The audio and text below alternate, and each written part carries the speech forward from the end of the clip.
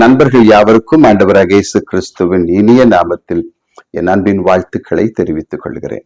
நீர் மட்டும் போதும் என் இயேசுவே, நீர் மட்டும் போதும் என் இயேசுவே. எபிரேயர் 5ஆம் அதிகாரம் 7ஆம் வசனம். அவர் நம்முடைய ஆண்டவராகிய இயேசு கிறிஸ்து மாம்சத்தில் இருந்த நாட்களில் தம்மை மரணத்தினின்று ரட்சிக்க வல்லமை உள்ளவரை நோக்கி பலத்த சத்தத்தோடும் கண்ணீரோடும் விண்ணப்பம் பண்ணி தமக்கு உண்டான பயபக்தியின் நிமித்தம் கேட்கப்பட்டார்.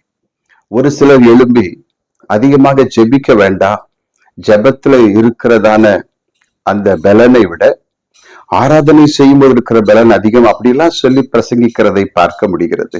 ஆனால் ஆண்டவராகிய இயேசு கிறிஸ்துவனுடைய அனுபவம் மிகவும் வித்தியாசமானது. அது கண்ணீரோடும் பலத்த சத்தத்தோடும் மாத்திரமல்ல, அது பயபக்தி நிறைந்ததாக இருந்தது. நல்லா கவனிச்சுட்டே வாங்க. கண்ணீர் ஜெபம் நமக்கு தெரியும், சரியா? பலத்த சத்தத்தோடு கூட ஜெபிக்க நமக்கு தெரியும். ஆனால் இந்த வசனத்துல ரொம்ப ஆழமா எழுதப்பட்டிருக்கு, அவருக்கு உண்டான பயபக்தியின் நிமித்தம் அவருடைய ஜெபம் கேட்கப்பட்டதாம். பயபக்தி அப்படின்னு சொல்லும் பொழுது NIV அப்படிங்கிற ஆங்கில டிரான்ஸ்லேஷன்ல ரொம்ப அழகா எழுதப்பட்டிருக்கு, a reverent submission, a reverent submission. எபிரேயர் 11ஆம் அதிகாரம் 7ஆம் வசனத்துக்கு நான் உங்க கவனத்தை திருப்புறேன்.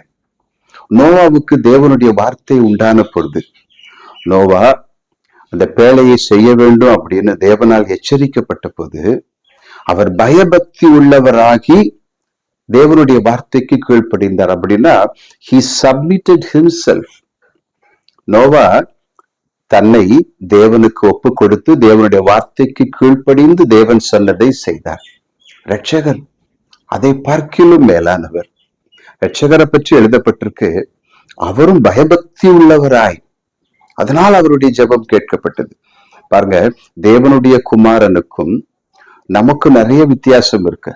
நம்மள அநேகர் என்ன சொல்லுவோம், நான் ஆண்டவருடைய பிள்ளை, நான் ஆண்டவருடைய மகன், நான் ஆண்டவருடைய மகள், நான் எதையுமே ஆண்டவற்றை அழுது கேட்க வேண்டியதில்லை, அவர் எனக்கு அப்பா, சும்மா சாதாரணமா கேட்டா போதும் அப்படிலாம் நினைப்போம். நாம சுவிகார பிள்ளைகள் தான், சுவிகார புத்திரர் தான். ஆனால் இயேசு கிறிஸ்து அப்படி அல்ல. அவர் தேவனுக்கு சமமான தேவனுடைய குமாரன் என்று அழைக்கப்படுகிறவர். அவருடைய ஜெபத்திலே பயபக்தி இருக்குமானால் அப்ப எவ்வளவு தூரம் நாம தேவனுக்கு பயபக்தியாக இருக்க வேண்டும். இதுல இன்னொரு ஆழமான காரியமும் அடங்கியிருக்கு. ஜெபம் என்பது நாம தேவனை நோக்கி வேண்டுதல் செய்வது மாத்திரமல்ல, தேவனிடமிருந்து நாம் வார்த்தைகளை பெற்றுக்கொண்டு அதற்கு கீழ்ப்படிவதும் ஜெபம்தான்.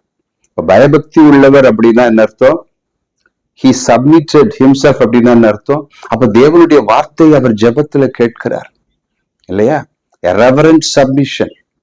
தேவனுடைய வார்த்தை ஜெபத்திலே அவருக்கு வரும் பொழுது, அவர் தேவனோடு உரையாடும் பொழுது, அவர் தேவனோடு பேசி கொண்டிருக்கும் பொழுது, தேவன் தம்முடைய வார்த்தைகளை தம்முடைய குமாரனுக்கு கொடுக்கும் பொழுது, குமாரன் அந்த வார்த்தைகளுக்கு அப்படியே பக்தியோடு பயத்தோடு கீழ்ப்படுகிறார்.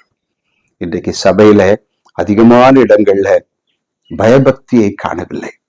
there is no reverence for God. ஆடுறோம், உற்சாகமா இருக்கிறோம், அப்படி வாழ்றோம், இப்படி வாழ்றோம், இப்படியான ஆசீர்வதிப்பார் அப்படியெல்லாம் நம்ம சொல்றோம். ஆனால் தேவனுக்கு பயப்படுகிற பயம் எங்கே? நம்முடைய கண்கள்ல தேவனுக்கு நடுங்குகிற நடுக்கம் எங்கே? பைபிள்ல போட்டுக்கு நடுக்கத்தோட களி கூறுங்கள், பயத்தோட அவரை சேவியுங்கள்.